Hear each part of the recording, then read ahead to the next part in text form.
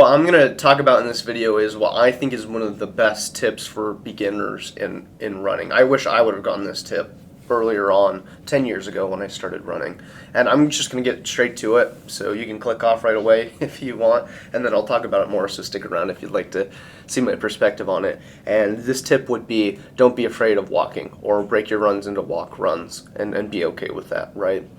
When you run with a group of people, or you see other people who can run a half marathon or a marathon, you're like, damn, you can do that for hours, and so I need to push myself to run and not stop and not walk. And there's a time and place for that. But the reason why I say this is important for beginners is because it really starts to translate into building an aerobic base and endurance, right? Maybe you've heard me talk about this before. If you haven't, I have videos on this, or you could Google it. But Maffetone training, or Zone 2 training, Zone 1 training, and really what I'm talking about is building an aerobic base. The quick summary of it is you kind of, obviously the body has different systems, but when it comes to running or exercise or effort in general, I kind of just think about two, like intensity and endurance, right? Or the anaerobic and aerobic. And the thing is, as you want to build on the anaerobic and be able to run faster and stay at tempo pace for longer and whatnot, you need a strong enough base. And you build base over slow, or not really slow miles per se, it depends on where you're at, but really low heart rate. So I split my training up into heart rate zones, and my different training is going to have, like I prescribed, this is Zone 2 easy versus Zone 4 or Zone 5 intervals, tempos, stuff like that, right? So I don't want to take away from this tip too much, but it's important to set it up in when you are training and running. When you run at a lower Zone 2 aerobic base pace, you eventually get more efficient. So for me, when I started doing this, I had to stay under 140 beats per minute in my runs, and I would be getting 14-minute miles because I'd be running until my heart rate spiked up, and then walking, let it come down, run again, back and forth. But now when I do runs, and it's the Zone 2 work, I stay at 140 beats per minute, and I'm like in the 9, 10, 11-minute mile range. And so what you can see is that's progress over time. We're going from 14-minute miles at 140 beats per minute, or 10-minute miles at 140 beats per minute. Now think about it this way, what one's more efficient and better for the body? If you're running 6 miles, let's actually put it this way. You're running a 8-minute mile at 140 beats per minute, or an 8-minute mile at 160 beats per minute. Sorry if that was confusing.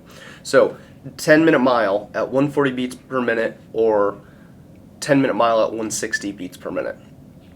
The 140 beats per minute is more efficient and easier on the body.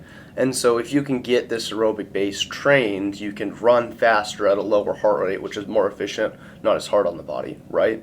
And so this is why I think this is my tip for beginner runners, is be okay with slowing down and walking, because if you're at a lower heart rate, you're building the space. And as you build a wider base, you can stack more intensity on top of it. And you can be stronger when it comes to your tempo and speed work, right? And a lot of runners miss out on this in the beginning because it's all about pace and time. But if you're patient and in this for the long run and want to avoid injury and stay in the game as long as possible, this base work is so valuable. I'd say like 90, I might even overdo it. I'd say like 90% of my runs are in this low aerobic Zone 2 base work, because I'm constantly trying to become more efficient and be able to run faster with lower heart rate, right?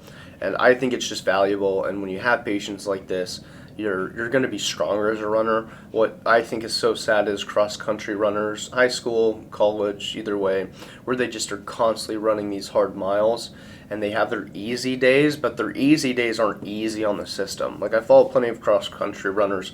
On their easy days, their heart rate's like 160. And it's like, at least it's not like 190 or 180, like maybe on some of their interval or speed work, but like, that's not easy on the body. Easy is in like a lower heart rate zone, and you just have to calculate your own zone. So just Google Maffetone method, or how to calculate my heart rate zones, and stay in Zone 2, Zone 1 as much as you can when you're building a base. What's cool is if you spend months building a base, then you can really stack speed work and intensity on it.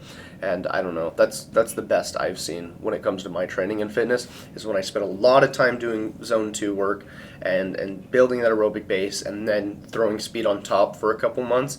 You just feel fit and amazing. It's just awesome. It's a good feeling.